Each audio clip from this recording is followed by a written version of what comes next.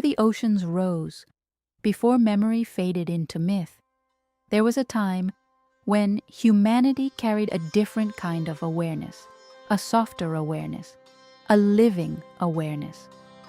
Atlantis belonged to that age. In those ancient days, human beings did not experience the world as separate from themselves. The earth was not merely matter beneath their feet. The air was not empty space. The stars were not distant lights. Everything was alive with presence. The Atlantean people felt the currents of life moving through the world in the same way modern humanity feels the warmth of sunlight or the pressure of wind. Consciousness itself was different then. Where modern humanity sees solid objects and fixed structures, the Atlanteans experienced living forces, streams of energy moving through water, stone, plant, and sky. To them, the universe was not mechanical. It was organic, and within that living universe, humanity had a sacred responsibility. The Atlanteans studied the hidden relationship between consciousness and nature. They understood that thought itself is not merely a private activity inside the brain, but a force that interacts with the fabric of the world. When a thought is clear and harmonious, it strengthens life. When a thought is distorted, it weakens it. This understanding shaped their civilization. Their temples were not only places of worship, they were instruments, structures built to harmonize the forces of earth and sky. Their cities were arranged according to patterns found throughout nature. Sacred geometry was not decoration, it was language. Through these forms, they worked with the living intelligence of the planet. But the Atlantean Age was also a turning point in human evolution. In earlier epochs of humanity, awareness was dreamlike. Human beings lived in a kind of spiritual twilight. They were guided by higher beings and natural instincts. Atlantis was the era when something new began to awaken: individual thought, self-consciousness, the human I. This awakening was both a gift and a danger. For the first time, human beings could direct their will independently. They could shape the world not only through instinct or divine guidance, but through personal intention. And with that freedom came a choice. Some Atlanteans chose the path of harmony. They continued to work with the rhythms of nature. They understood that the human mind must remain aligned with the deeper intelligence of the cosmos. But others saw a different possibility. They discovered that the forces of nature could be manipulated, amplified, controlled. The same energies that once healed the land and nourished life could now be used to dominate it. This was the beginning of a profound division within the Atlantean world. On one side were those who saw humanity as a participant in the living universe. On the other were those who believed humanity should rule it. At first, this division was subtle. The cities still shone with brilliance. The temples still stood in harmony with the stars. But beneath the surface, the balance had already begun to shift.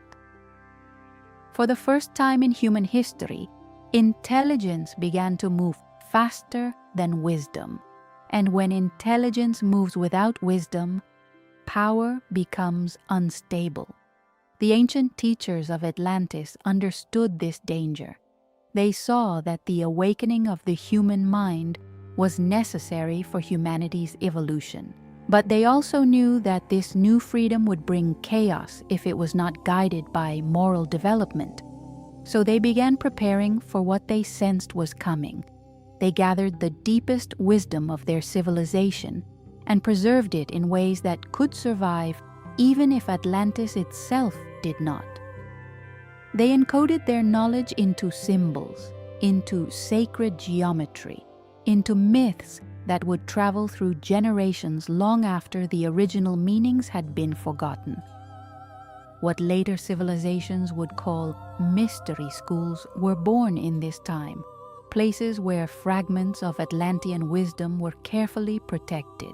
Soon after, the forces of imbalance intensified. Technologies designed to work with the living energies of the Earth were increasingly used without restraint. The connection between human consciousness and nature, once the foundation of Atlantean life, began to weaken.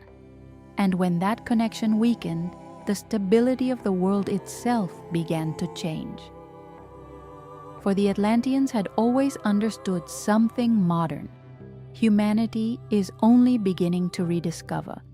Human consciousness is not separate from the natural world. It participates in shaping it. As the inner life of Atlantis became divided, the outer world reflected that division. The seas grew restless, the land trembled, climates shifted. Eventually, the great Atlantean landmass began to disappear beneath the waters, not all at once. But over generations, cities vanished, knowledge was scattered. The memory of that civilization slowly dissolved into legend. Yet, Atlantis did not truly disappear. Its wisdom survived in fragments, in the sacred architecture of ancient Egypt, in the stone circles scattered across the earth, in myths describing a lost golden age when humanity lived in closer harmony with the cosmos. These were not merely stories, they were echoes of a time when humanity understood that knowledge must always be guided by wisdom. Today, humanity stands at another turning point. Our technologies reshape the planet. Our understanding of energy, matter, and consciousness expands rapidly. In many ways, we are rediscovering forces that Atlanteans once knew well, but the ancient lesson remains unchanged. Power alone does not create a civilization. Only when knowledge is guided by wisdom, only when intelligence is balanced by compassion, only when the human will remains aligned with the living world can a civilization truly endure. The fall of Atlantis was not merely a disaster of the past, it was a lesson written into the history of humanity. A reminder that every age must choose its path, and perhaps the reason the story of Atlantis continues to call to us is because the same question now stands before us again. Will our knowledge be guided by wisdom, or will we repeat the ancient mistake? That answer is still being written.